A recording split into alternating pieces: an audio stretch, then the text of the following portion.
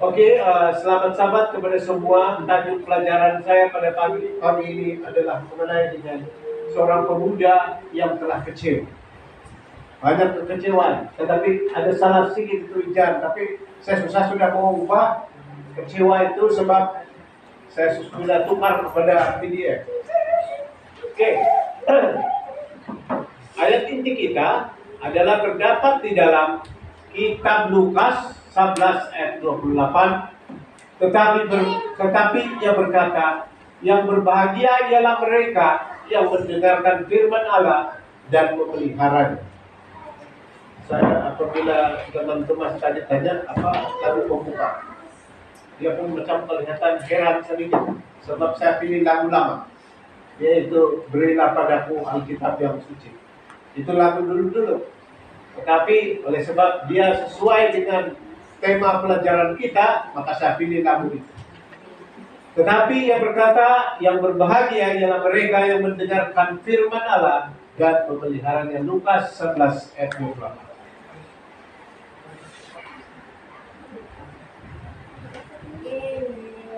Oke, ini adalah gambar convocation ataupun hari penamatan ataupun kalau dulu kita selalu dengar graduation. Graduation, dan ini berlaku di mana-mana sekolah ataupun di mana-mana institut pengajian tinggi, maktab ataupun universiti. Dan yang hebatnya sekarang ini adalah sebenarnya tadika pun ada hari penamatan sekarang ini, bukan saja di universiti. Tetapi ada yang mengatakan bahwa pada waktu sekolah kami di SMP Sungai Damit mengadakan penamatan tahun lalu, ada di antara guru saya yang mengatakan bahwa kita tidak boleh pakai topi, dia bilang, karena kita belum sampai ke peringkat universiti untuk pelajar-pelajar kita. Jadi penamatan untuk sekolah menengah dia bilang tak perlu pakai topi. Ada topi 4 segi itu. Tapi kebanyakan juga sekolah mengadakan majelis penamatan ada saja topi itu. Sebab inilah topi ini yang menggambarkan bahwa ia adalah satu program penamatan yang hebat ataupun gah. Jadi seorang pemuda telah pun di dalam cerita kita pada pagi ini, bagi sahabat ini telah pun mengikuti hari penamatan.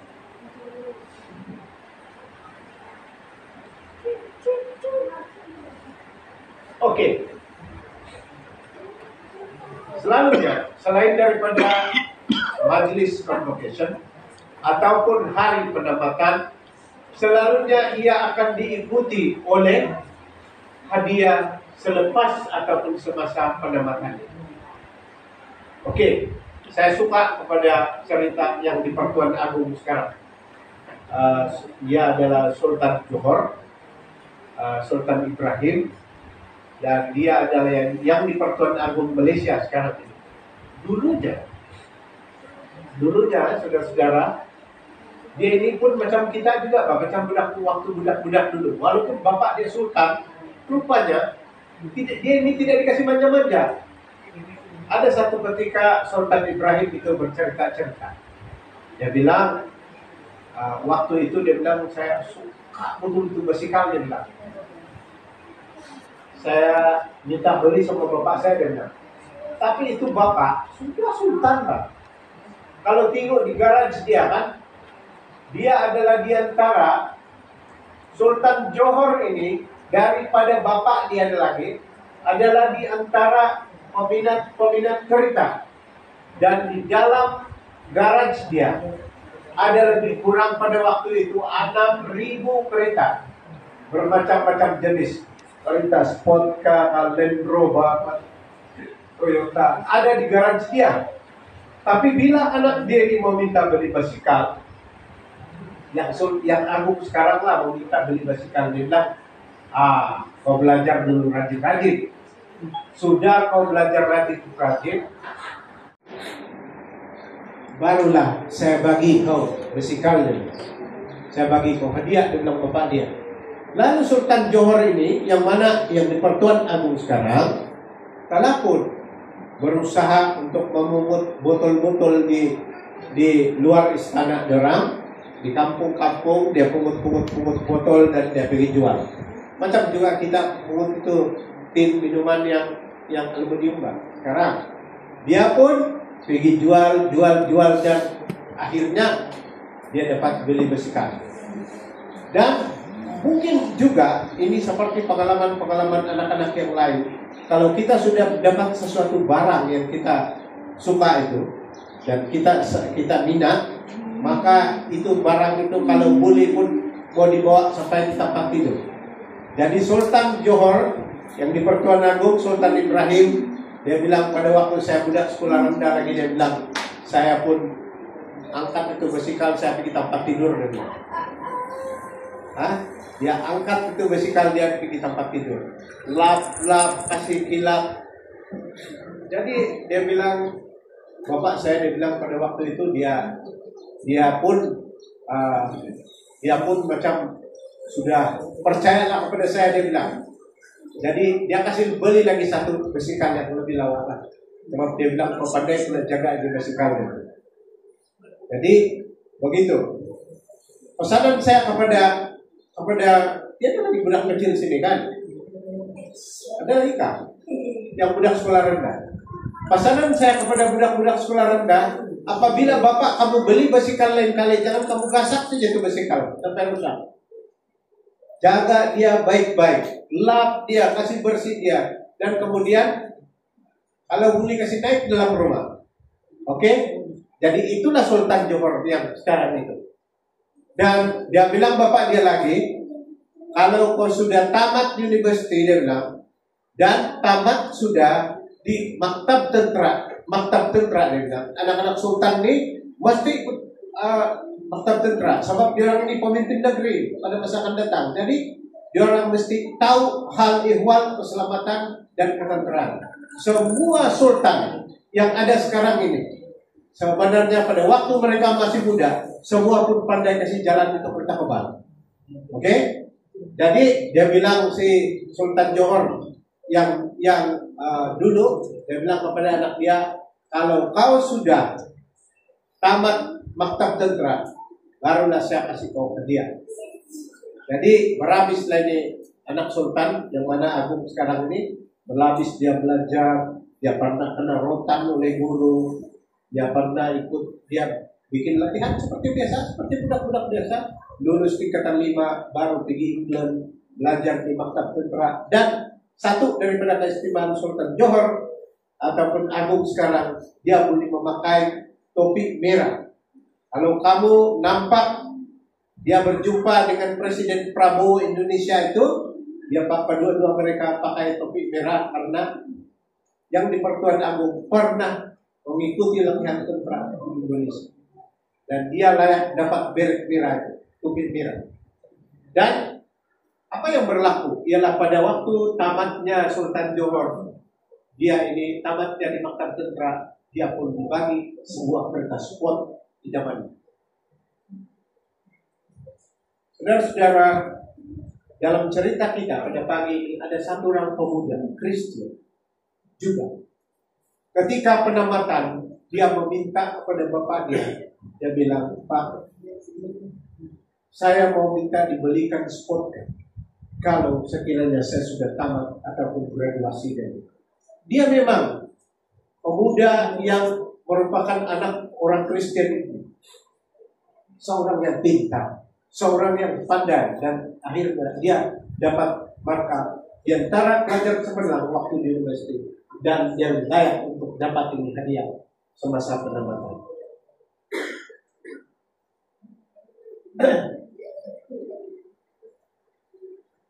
Tentu semua pun kita pernah kecewa kalau kita tidak dapat hadiah yang kita minta, Pak. Kalau saudara Elder Tom minta hadiah kereta, tapi tiba-tiba kau kena kasih buku saja, itu kau sakit hati. Saya sendiri sakit hati. Kalau tiba-tiba saya minta beli kamera video, tiba-tiba saya dapat kamera mainan, memang saya sakit hati. Apa yang berlaku kepada pelajar ataupun budak pintar ini? Semasa dia tamat persekolahan, tamat university, kemudian bapak dia panggil dia, Nak, dia bilang, tahniah. Oh, sudah tamat bergraduasi di universitas. Hari ini saya mau menyampaikan kepada kau satu hadiah. Dia pun memberikan sebuah Alkitab. Tapi ia adalah macam Alkitab keluarga kami. Di dalam kereta kali itu. Ada kan di sana Alkitab? Ya kan? Itu yang ada Alkitab itu, yang ada jeep dia, Pak. Oke? Ada jeep dia. Kadang-kadang mau beli taruh duit sana. Kadang-kadang mau beli taruh kunci kereta di sana. Mau taruh bolpen pun di sana yang ada jeep itu. Jadi bapak ini kalau membagi anak dia, nah ini hadiah dari saya untuk kamu.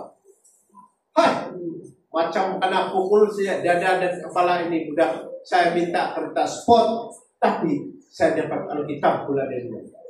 Dia pun ambil itu buku, terima dan dia kasih umpan di tengah rumah. Dia bilang, mulai hari ini saya tidak lagi akan kembali ke rumah ini.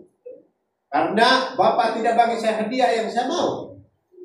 Maka, ya tinggallah beliau itu di sana, orang dia. Pemuda ini memang pintar. Dan dia pergi ke tempat yang jauh. Dan dulunya belum ada handphone lagi. Cerita ini berlaku waktu belum ada handphone. Dia pun jalan ke tempat yang jauh. Kehidupan dia sudah sukses. Sebab memang dia ini pintar. Oke, dia dapat kerja yang baik. Dia dapat kehidupan yang baik. Mewah sudah dia.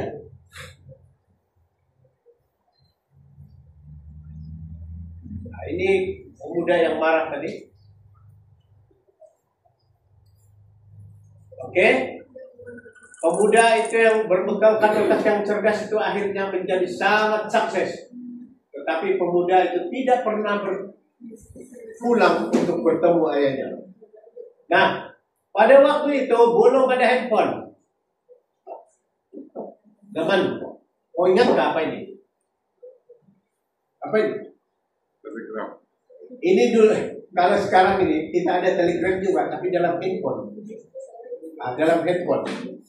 Tetapi dulunya telegram ini hanya ada di pejabat pos. Oke, kalau kita ada pesanan, dia bilang kita pergi pejabat pos dan kita bilang kasih tahu sama sahabat kita ataupun keluarga kita, hello, ini ada apa kamu tulis dia bilang di pejabat pos, pengumuman bahwa si Anu telah meninggal. Jadi itu yang berlaku. Oke.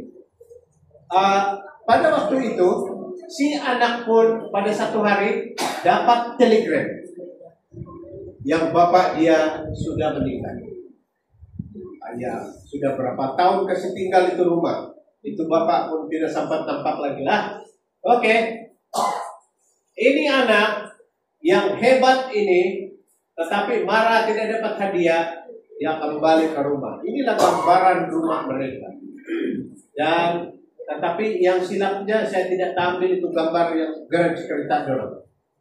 Jadi ini rumah yang kembali, yang masuk ke dalam rumah, tetapi itu rumah macam itu, macam dulu juga. Sebab tidak ada yang piara, bapak dia saja. Lalu dia pun berjalan-jalan, jalan dia.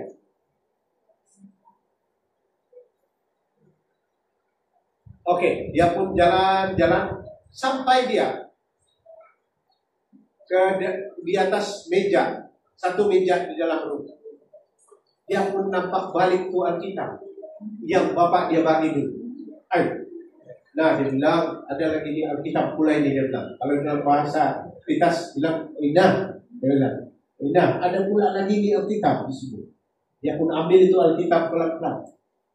Dia buka. Dia buka. Prak, dia bilang jatuh kunci. Ayo, dia bilang ada kunci jatuh.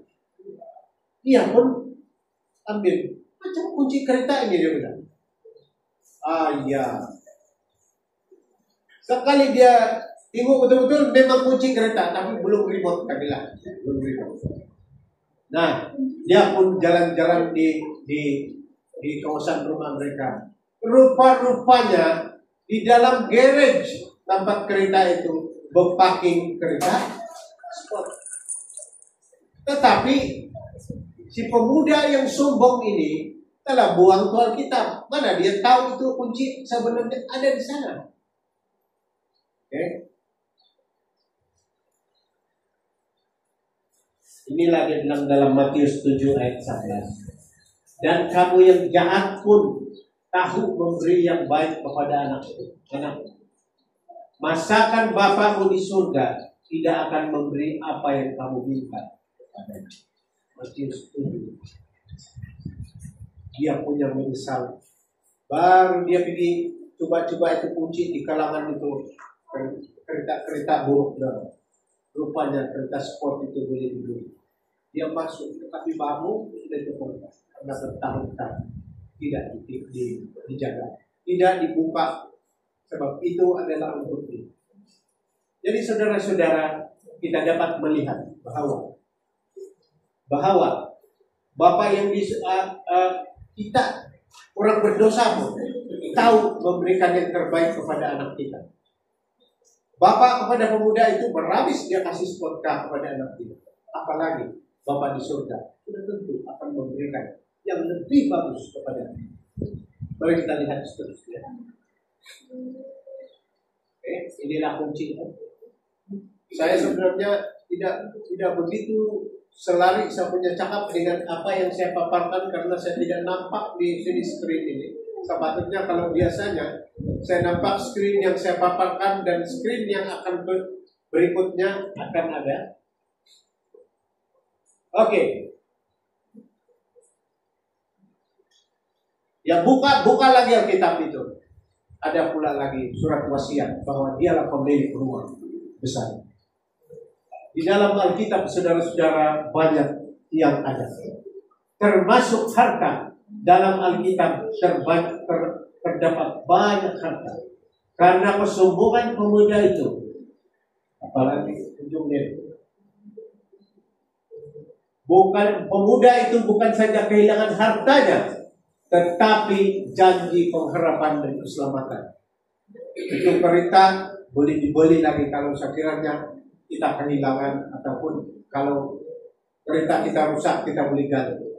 Tetapi pemuda yang handsome dan pintar itu, tetapi sombong, akhirnya bukan saja kehilangan kereta, dia tidak dapat rasa pakai kereta sport, tapi dia kehilangan pengharapan dan keselamatan sehingga bapak dia meninggal. Oke? Mari kita lihat di sini. Ada seorang motivator ataupun seorang yang pandai memberikan motivasi. Nama dia Napoleon Hill. Kebanyakan nama Napoleon ini memang dia famous lah. Dan Raja Napoleon Bonaparte pun hebatan dia untuk memerintah Prancis dulu. Tapi ini pula adalah Napoleon Hill. Dia telah pun mempelajari rahasia bagaimana manusia ini sukses. Dan dia melihat bahwa selama 22 tahun terhadap 40 orang yang berjaya menjadi sukses. Apakah dapatan Napoleon Hill? Semua yang hebat, semua yang beruntung, semua yang sukses dalam bisnis, di dalam berjaya. Semuanya, kesimpulannya, mereka yang berjaya ini adalah mengikut Alkitab. Sebab di dalam menurut Martin Luther, Alkitab bukan saja buku kuno, tetapi buku modern. Bukan saja buku modern, tetapi buku yang kekal, dia bilang. Ini Martin Luther adalah orang yang juga sukses. George Washington adalah di antara Presiden Amerika yang mana telah pun menjadi kajian kepada Napoleon Hill.